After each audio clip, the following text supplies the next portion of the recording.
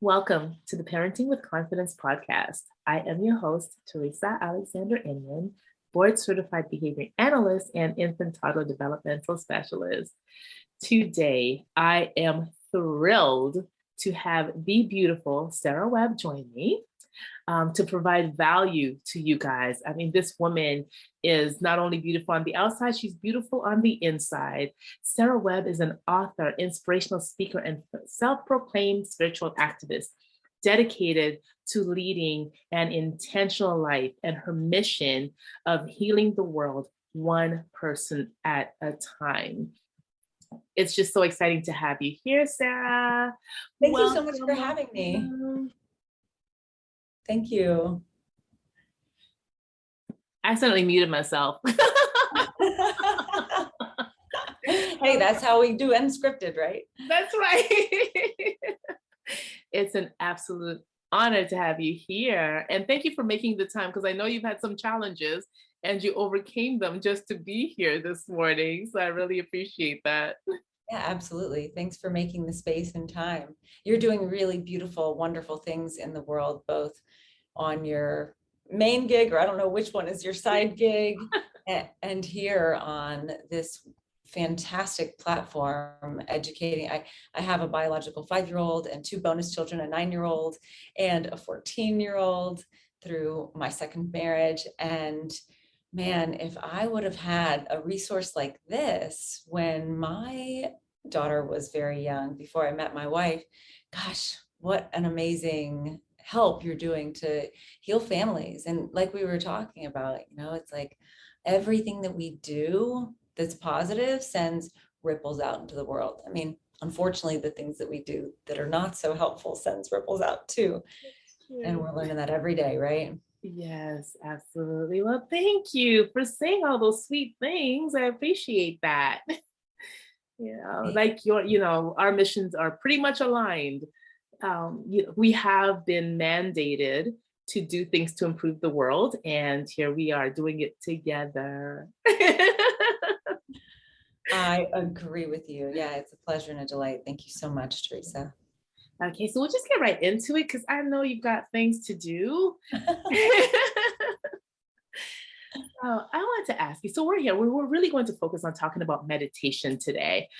And the reason for that is I feel it's really important for people to take that moment. And so often we don't, because we go through our crazy busy lives, not realizing that if we took that time to meditate, things would actually be better, right? So I want you to impart your wonderful knowledge about meditation. And I'll first start off by asking you, what is the power within? Well, the power within is something that we all have. It's the power that we have within ourselves in order to heal ourselves, in order to make ourselves stronger. A couple quick facts from biology and neuroscience. All around us at every moment, there are billions of bits of data, billions with a B. The human brain is a supercomputer, and we can process around 11 million with an M of those billion bits per second. But we are only conscious of about 40 to 50 of those 11 million bits. It's not 40 or 50,000. I did the math. That means that we're conscious of 0.04% of everything that's coming into our brains and bodies. Everything else is being registered by the subconscious. And this is why hairs stand up on the back of your neck at certain times, or we just have gut feelings. We know things. Another 11 million. We also have 11 million sensory receptors in our bodies. 5 senses, 11 million receptors, but 10 million out of the 11 million are dedicated to our sight. So when we shut off 10 million of our 11 million sensory receptors, we can go inside and access that 99.96% of information that's already there. You can call it God, the Holy Spirit, the quantum field, source energy, the universe. We have all creativity, all knowledge already inside of us if we'll just take the time to get quiet and access that power within. For those people who prefer Christianity and faith-based methodologies, I say prayer is talking to God and meditation is listening. It's opening us up to that wisdom that we have within ourselves. And I came to meditation. I had tried a lot of mindfulness meditation for years, really, stemming from yoga. I would go to yoga studios. I would do Deepak Chopra classes. I tried all kinds of group meditations. I even went to Buddhist temples at one point, and nothing really stuck. I never really wanted to sit down and meditate. But when I was 5 months pregnant, I heard a radio show, I guess it would be a podcast today. Right. And it was Diane Rehm, who's now off the radio, but she had a mindfulness expert and a transcendental meditation or TM expert. And at the end of the show, they just said, which one is better? And they both kind of said, well, if you've tried one and it's not working, maybe try the other one. So I went to tm.org and found a teacher, because it is one of the only meditation types where you need a teacher, and it does cost a little bit of money. But it's 4 days of 2 hours of instruction each day. And then you're given a personal mantra or thought, word, sound to repeat in your mind. And it was like magic. I started meditating 6 years ago, and I do 20 minutes twice a day. I am not a TM teacher, but I'm a big advocate for it if it's something that resonates. I really think the most important thing is just to meditate. It doesn't matter if you do it on YouTube or if you just get quiet, or if you use an app like Headspace that has a small fee. There's lots of free meditations on YouTube that are guided, or Hertz sounds meditations, because if we can just get quiet with ourselves, that's how we access the power within. Nice. And thank you for that. Now, I want to go back to what you said about prayer is you talking to God, meditation is listening. That's like an aha moment for me, because I never thought of it that way. It's just that, thank you for sharing that. And I just want to add, though, or to ask you, as a mom, how do you find the time to meditate? Because so many moms out there, I'm just going by what I've heard, I don't have time to meditate. I've got to feed my kids. I have to do this. I have to get to work. They've got 500 million things to do. They don't have time to meditate. Speak to them, please. Self-care is not selfish. Self-care is making sure that we're not trying to pour from an empty cup.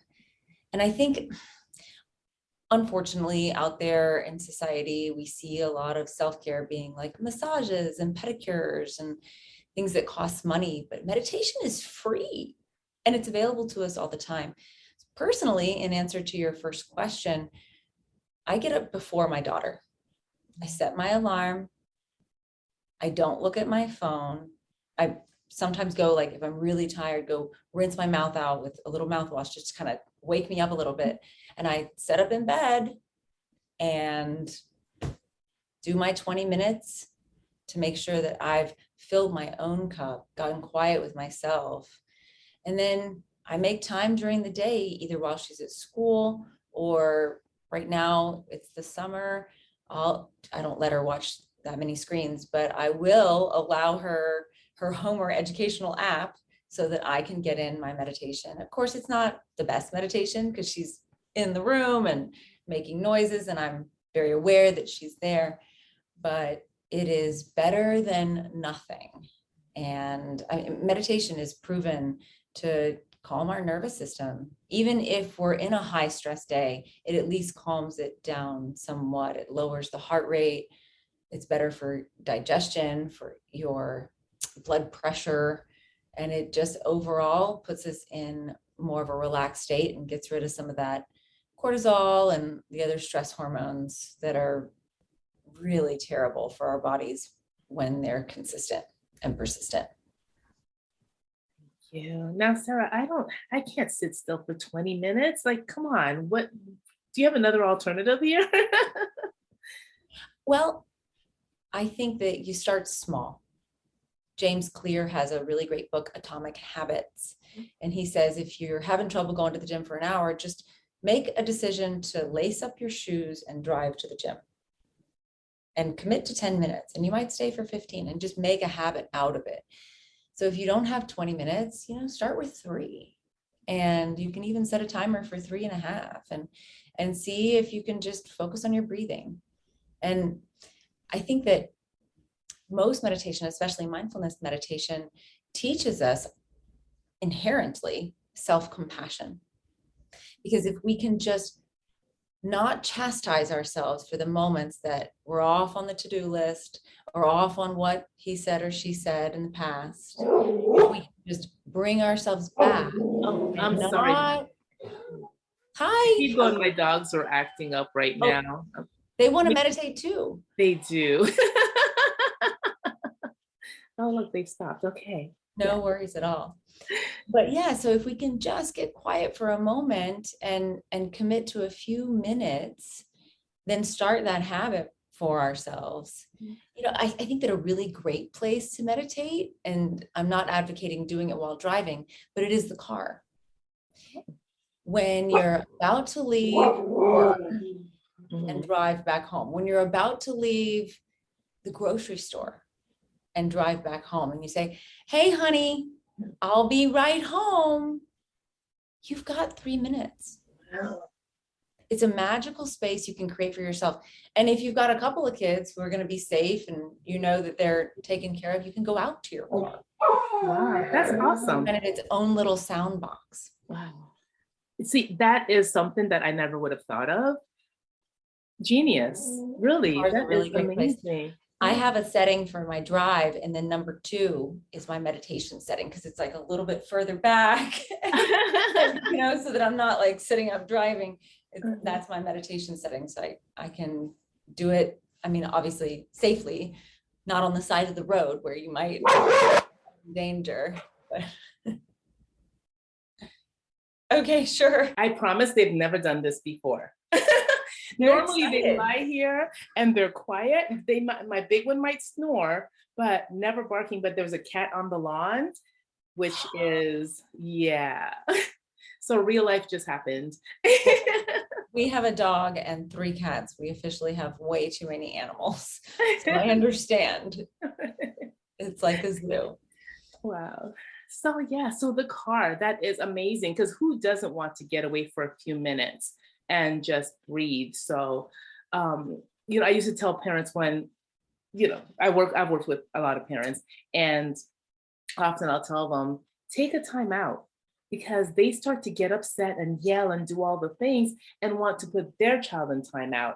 And my thing is, you're the one who needs the timeout, because then you want to model for them how you want them what you want them to imitate. So modeling, just telling them, hey, mommy's just going to go out to the car to meditate, just to, get with myself, or however they want to explain that. That would be great, because then again, the child like, wait, mommy's taking time for herself. That's really cool. So then they learn the importance of taking time for themselves. Yes, I actually used the analogy because Liliana, my daughter, is 5, almost 6. And we were on vacation recently. And I used the analogy, they always come by and they say, make sure you put on your mask first and then help your child. I mean, and she asked me, why is it that they tell you that all the time, Mom? Because we travel for my work and to see family. And I said, well, I had to be honest and not morbid, but it's important for us to breathe. And if there were an emergency situation, we want to make sure that I'm able to help you. And if I'm trying to help you and then I don't have enough air, then no one is able to be helped. And on that same vacation, she happened to wake up an hour earlier as I am starting my meditation. We were sharing a bed which we don't do because she's, almost 6, but it was a hotel room. Right. And so I had woken up and she woke up, and I set aside my meditation for the moment because I know about brain waves, and I know that it's not wise to put a child on a screen first thing in the morning because they're already in a hypnagogic state and they're going to take in whatever they see as absolute truth. So we played house, we played birthday party, and then I said, you know what? Mom needs to put on her air mask. We had that conversation just recently, and I need to make sure I take time for myself. And we read books about meditation, and I am putting her in a camp in a couple of weeks that's like 9 to 12 in the morning where they're going to teach some mindfulness. And I'm just hoping, she is her own person, and I'm not going to try to mold her too much, but I am hoping that she'll find that respite, that oasis within herself that then translates to that power within. I just think it's so important, especially as parents. And I feel so blessed that I learned it while she was inside the womb, that I made it a habit during those last 90 plus days of her being inside. Which probably helped her development as well, because then you were able to be calm and not transfer cortisol and all kinds of other terrible hormones to her. Yeah. It's interesting because my now ex-husband noticed a change in me within a week of me starting regular meditation. I was able to, with pregnancy, it's way more volatile. Right. And I was much more even keel. And he even learned because of the vast difference it made in me during pregnancy and thereafter. Because just as a woman and starting a family and with a new baby, and I probably missed a few days there right when she was first born, maybe that first week, but I've been very consistent ever since then. And boy, it's been life-changing. What about you, Teresa? What kind of meditation do you do? I know I'm not supposed to be the one asking the question. Oh, no, that's fine. 20 minutes twice a day, which is similar. I do meditate twice a day, first thing in the morning, before I get out of bed, and last thing at night before I go to sleep, taking advantage of, and because you mentioned it, the hypnagogic and the hypnopumpic, so I could, really be. And then I guess we probably should explain that a little bit when I'm done. But I do several different types of meditation. It all depends on how I feel that day. Sometimes I just do tune, like the sounds, the healing sounds, the different hertz, and I just get them off YouTube. I also do Vishen Lakhiani's 6-phase meditation. And I've done several different ones. And sometimes it's like, okay, what am I going to do now? So I start planning it because I don't want to spend my time, trying to figure out what I'm going to do and then get out of that state and wake myself up too much. So, and sometimes I just lay there and try to calm my mind and just empty it. And I know a lot of people have problems with that because thoughts keep coming in. And what I've learned is let those thoughts just float on by. Don't resist them. Just let them go past, right? Because then if you resist them, then they persist. Yes. Mm-hmm. Very true. Yeah, for me, it's really giving me that 30,000 foot view, that separation. We call it oftentimes in yoga being the witness. So it's like you can see that you're watching your life on a movie screen and you don't feel like you're in the movie so much. Of course, we always feel like we're in the movie, but during those tough moments, being able to separate and lean into love and compassion, which I believe is the greatest emotion. I think that all other negative emotions are just a lack of love. Thank you for mentioning that, because a few days ago, I read something or heard, I think I read it, where people were talking about the fact that they looked at two groups of children from affluent families and children from, lower socioeconomic families. They found that the children who were loved the most thrived the most. It wasn't about how much money they had. It was the love that made the difference. They learned more. They were more engaged. They just grew up to be better citizens, as opposed to the others where we find a lot of times people who have a lot, they travel more, they do this, they're busy earning that money.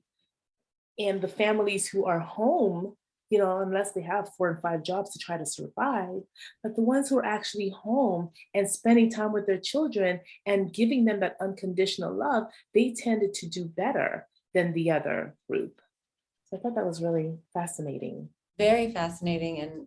And I'll add, and this is not necessarily, I can't add a scientific fact, but it's been proven empirically that we cannot love until we love ourselves, until we truly accept ourselves. We cannot truly love another. And so meditation is self-care, self-love at its finest. And it's absolutely free in most cases. You can find so much, and just make space for yourself, and it's giving yourself the time to allow that subconscious to bubble up. And since we talked a little bit about brainwaves, when we are in the shower, driving, washing dishes, that's the only waking time when our brains slip into theta. Those are habitual things. And maybe some of your audience can relate that sometimes in the shower or washing dishes or driving, really good ideas or solutions will pop up. Yeah. And it's because we're doing these things by rote, and it's accessing a portion of the subconscious mind that we typically don't have access to. So if you have something that you're dealing with, that can be a moving meditation type of thing where you can get into that area of the subconscious.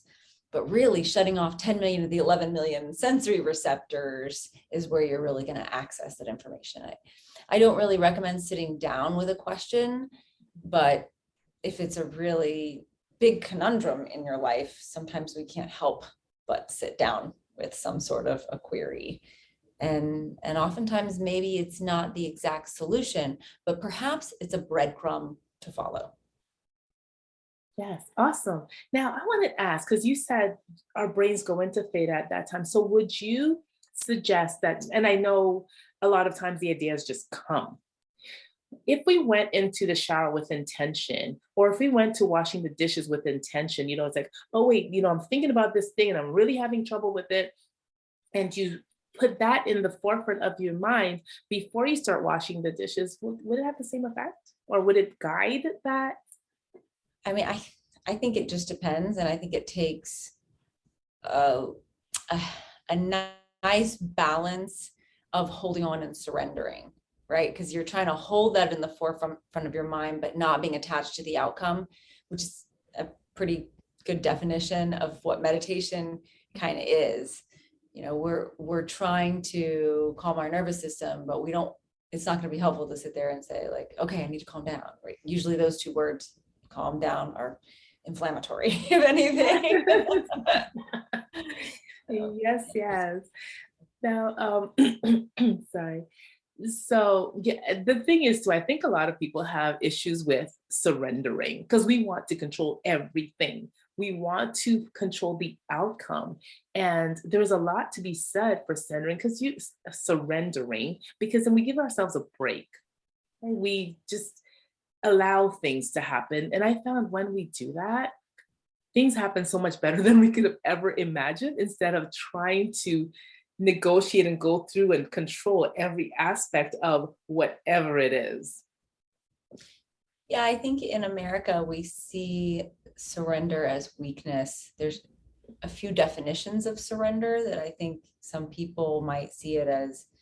It's not giving up. It's more like stop trying to push the river, right? I mean, I don't know if you've seen that meme of a guy who's trying to mop up the ocean. It's like, that's never going to work. If we're in the flow and being carried by the current instead of trying to fight against it. And I think especially in America, we fight for our rights. We fight against cancer. And surrender seems perhaps like we're giving up, but it's a different turn of that word surrender. It's more like an allowing, a being in the flow.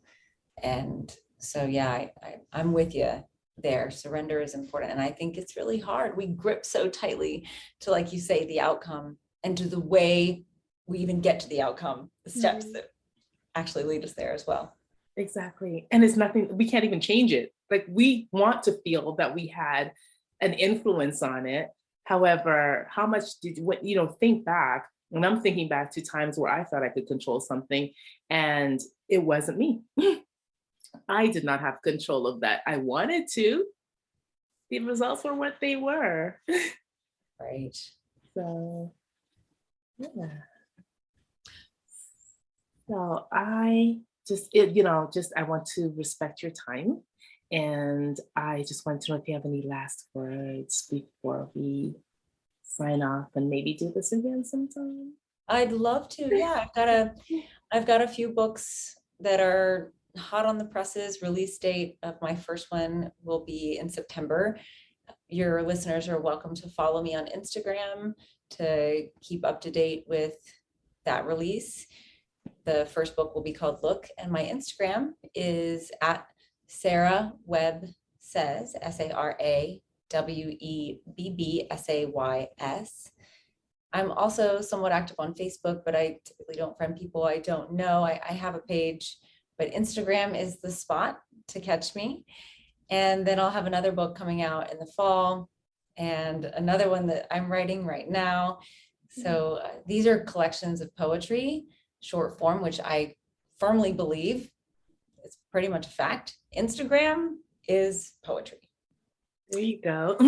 It's short and long form poetry.